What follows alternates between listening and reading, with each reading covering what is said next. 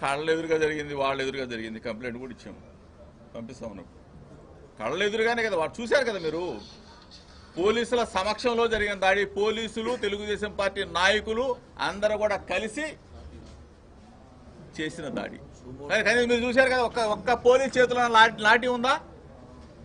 ఒక్క పోలీస్ సోదరుడి చేతిలో అయినా లాఠీ ఉందా? ఏ అధికారైనా వచ్చే వాళ్ళని దండించాడా, ఆపాడా?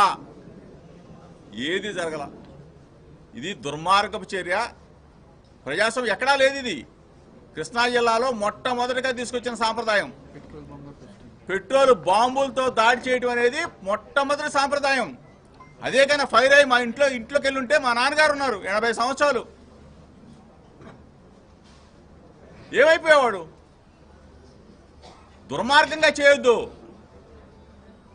లోకేష్ చెప్తామన్నా, నీ ఇంటికి నా ఇల్లు ఎంత దూరమో నా ఇంటికి నీ ఇల్లు అంతే దూరం. ఏదో పేద పుడింగ్ అనుకోవద్దు. దయచేసి మంచి నడవడిక నేర్చుకో. రెడ్ బుక్ తీసి మడిచి పెట్టేసుకో, ఇంకా చాలు. మర్యాదగానే చెప్తా ఉన్నాం, దయచేసి వినండి.